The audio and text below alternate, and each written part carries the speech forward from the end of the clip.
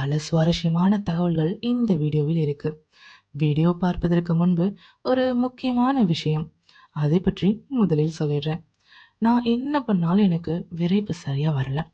நான் என்ன பண்ணாலும் என்னோட விந்து தண்ணியாவே இருக்கு. நான் என்ன பண்ணாலும் என்னால நீண்ட நேரம் உறவு கொள்ள முடியல. எனக்கு விந்தணு எண்ணிக்கை கம்மியா இருக்கு. நான் என்ன பண்ணாலும் என்னோட சர்க்கரை அளவை கட்டுப்படுத்த முடியல. எனக்கு உறுப்பு முன்பு இருந்ததை இல்லாம ரொம்ப சுருங்கி போச்சு. சரியா மூடு வர மாட்டேங்குது. இந்த பிரச்சனை எல்லாம் உங்களுக்கு இருந்தால் Tamil viral video Divya Facebook பேஜை உடனே ஃபாலோ கொடுங்க. இன்பாக்ஸ்ல எனக்கு மெசேஜ் பண்ணுங்க. என்னோட ஃபேஸ்புக் லிங்க் கீழே டிஸ்கிரிப்ஷன்ல இருக்கு. அதை கிளிக் பண்ணி இணைந்து கொள்ளுங்க. கார்த்திகோட வயது 21. அம்மா அப்பா 2 பேரும் வேலைக்கு போயிடுவாங்க. வீட்டில் தனியா இருக்கும் கார்த்திக்கின் ஒரு பொழுதுபோக்கு கேம் விளையாடுவது மட்டுமே. சரி, இன்னொரு முக்கியமான பொழுதுபோக்கு இருக்கு. எஸ், அவனோட கையோட வச்சு விளையாடிக்கிட்டே இருப்பான். கொஞ்ச நேரம் கேம், கொஞ்ச நேரம் கண்ட கண்ட சைட்ல போய் அந்த மாதிரி படத்தை பார்த்து பண்ணிட்டே இருப்பான். ஒரு நாளைக்கு 3 4 என கணக்கில்லாம அடிச்சுக்கிட்டே இருந்தான்.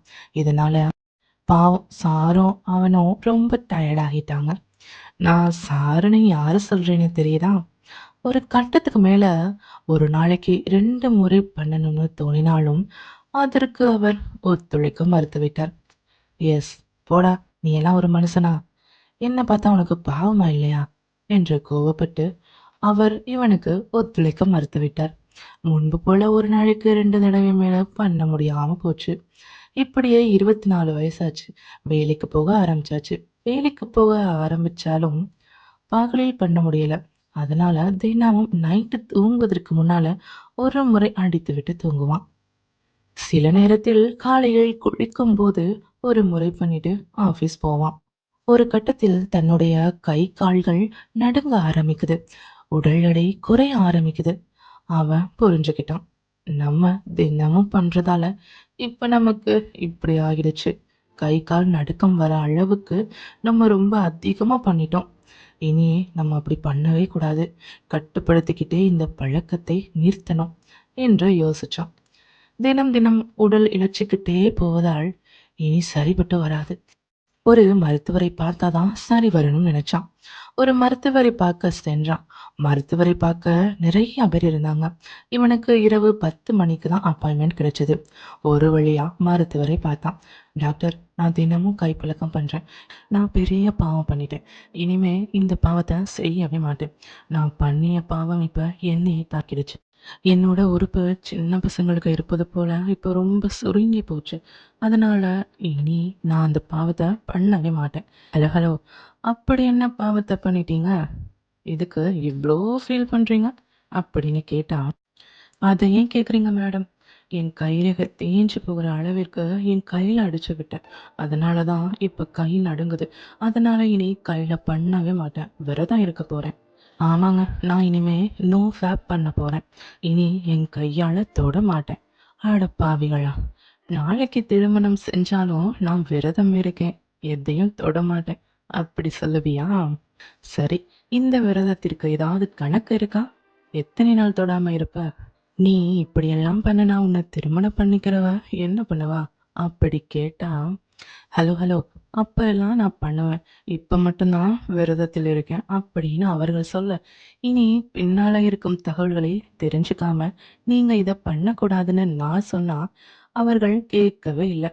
இல்ல இல்ல, நான் சாமியாரத்தான் ஆக போறேன். நான் அடம் பிடிச்சு விரதம் இருக்க போனா, போடா போ, நான் சொன்னதை கேட்காம போறல்ல, திரும்பி நீ என்ன தேடி ஒரு நாள் வருவடா வருவ என்று வஞ்ச புகழ்ச்சியில் வாழ்த்து சொல்லி அனுப்பினேன். அதே போல 2 வாரம் கழித்து வந்தார். ஹலோ, வாங்க, நான் சொன்னது போலவே வந்துட்டீங்க. ஹலோ மேடம், எனக்கு ஒரு சின்ன பிரச்சனை. நான் சிறுநீர் கழிக்கும்போது எனக்கு விந்து லேசா லீக் ஆகுது. பிறகு தூங்கும்போது விந்து வெளியே வருது. எனக்கு ஏதோ ஆனது மாதிரி பயம் வருது. இப்படி புலம்ப ஆரம்பிச்சிட்டார். நான் சொன்னதை கேட்காம விரதம் இருக்க போனதானே. இதுக்கு தான் ஒரு பெரிய மனுஷி சொன்னா கேட்கணும். உங்களுக்கு இப்படி ஆகும்னு எனக்கு தெரியும். இங்க பாரு மச்சி, பைப்பை எப்ப திறக்கணுமோ அப்ப கட்டாயம் திறக்கணும். அப்படி திறக்கலைனா இப்படித்தான் உங்களை மீறி லீக் ஆகிட்டே இருக்கும். ஒரு டம்ளர்ல எவ்வளவு தண்ணி கொள்ளுமோ அவ்வளோதான் வைக்கணும். அதுக்கு மேல தண்ணீரை நிரப்பி வச்சா வெளியே வழியத்தான் செய்யும். யாருக்கெல்லாம் இப்படி இறைவு தண்ணீர் வெளியே வருதோ அவங்க எல்லாம் ஆரோக்கியமா இருக்கீங்க என்று அர்த்தம். ஸோ பயப்படாம சரியான இடைவெளியில் தாராளமா வெளியேற்றி விட்டுருங்க. ஹலோ, இப்ப என்னங்க சொல்றீங்க? அப்ப நோ ஃபேப் பண்ற எல்லாரும் முட்டாள்களா அப்படின்னு கேக்குறீங்களா? நோ ஃபேப் என்னுடைய வாயால அப்படி மோசமான வார்த்தையில சொல்ல மாட்டேன்.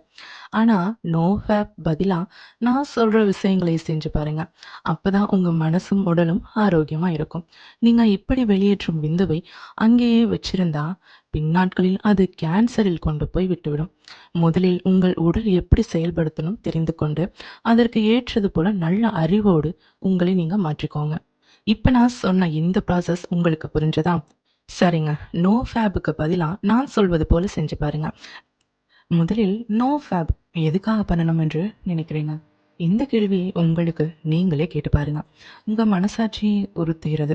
நீங்க ஏதோ ஒரு தவறு செய்றீங்க என்று உங்க மனசாட்சி உறுத்துது.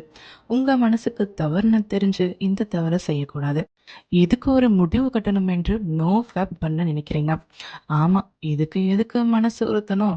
இப்ப உங்க கழுத்துல ஒரு சுளுக்கு விழுந்தா, அத அந்த பக்கம், இந்த பக்கமா திருப்பி, கழுத்தில் விழுந்த சுளுக்கை சரி பண்றீங்க. கை ஒரு மாதிரியா இருந்தா, கையில சுடக்க போடுறீங்க. இப்போ உங்க மற்ற உறுப்பை நீங்க அடிக்கடி பயன்படுத்தும்போது, வராத குற்றம், இதை பண்ணும்போது மட்டும் ஏன் வருது? நான் சொல்லட்டுமா?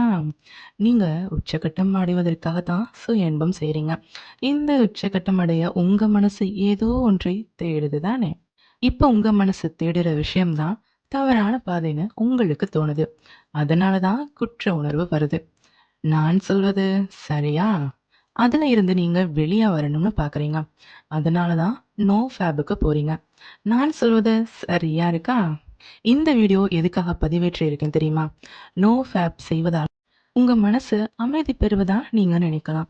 பிகாஸ் உங்களுக்கு இப்ப இந்த குற்ற உணர்ச்சி போயிருக்கும் தானே! அதனால தான் உங்க மனசு அமைதி பெறும். உங்க அன்றாட வாழ்க்கையை சரியா செய்ய முடியும். ஆனா இங்க சில பேர் இதனால் உடம்பு வலிமை பெறும் என்று பொய்யான தகவலை சொல்லித் தராங்க. சுய இன்பம் செஞ்சா உடல் வலிமை போகும். அப்படி செய்யாம நோ ஃபேப் பண்ணினா உடல் வலிமை அதிகரிப்பதாக சொல்றாங்க. உண்மையில் நீங்க கையில பண்ணாம இருந்தா அது தானா வெளியேறி போகும். பிறகு சிறுநீர் கழிக்கும் போது வெளியேறி போகும். நான் சொல்வது போல செஞ்சு பாருங்க. உங்க மனசு அமைதியாகும். நீங்க சுய இன்பத்தை தாராளமா செய்யுங்க. ஆனா அதோட சேர்த்து ஆரோக்கியமான உணவு சாப்பிடுங்க. யோகா பண்ணுங்க. நல்லா உடற்பயிற்சி பண்ணுங்க. அதோட கண்ட கண்ட சைட்ல போய் தவறான படங்களை பார்க்காதீங்க. இப்படி தவறான படங்களை பார்ப்பதால் தான் உங்க மனசு ரொம்ப கேவலமான விஷயங்களை யோசிக்குது. இப்படி மனசு ரொம்ப கேவலமா யோசிப்பதால் தான் உங்களுக்கு குற்ற உணர்வு வருது. நீங்க படம் பார்ப்பதை குறைத்துக் கொள்ளுங்க. தாராளமா உங்க கைகளினால் பண்ணிக்கொள்ளலாம். மனிதனா பிறந்த எல்லோருக்கும் திருமணமாவதற்கு முன்னால் உடலில் இந்த தேவை ஏற்படும். அந்த நேரத்தில் உங்க தேவையை நிறைவேற்றிக் கொள்வதுதான் சரியான முறையா இருக்கும். நோ ஃபேபுக்கு விரதம் இருப்பது போல படம் பார்ப்பதற்கும் ஒரு விரதம் போடுங்க. நான் ஒரு வாரம் எந்த படமும் பார்க்க மாட்டேன் என்று நீங்களே ஒரு வரைமுறை வச்சுக்கோங்க. ஸோ இதுக்காக பயப்படாதீங்க. ஈஸியா சரி செய்யலாம். இது போல பிரச்சனை இருப்பவர்கள் எனக்கு Facebookல மெசேஜ் அனுப்புங்க. பக்க விளைவு இல்லாத இயற்கையான மூலிகை மருந்துகளை கொண்டு இதை சரி செய்யலாம். இந்த கேப்சூல் பற்றிய விவரங்கள் எனக்கு Facebook இன்பாக்ஸ்ல மெசேஜ் பண்ணுங்க. என்னோட Facebook லிங்க் கீழே டிஸ்கிரிப்ஷன்ல இருக்கு. அதை கிளிக் பண்ணி இணைந்து கொள்ளுங்க.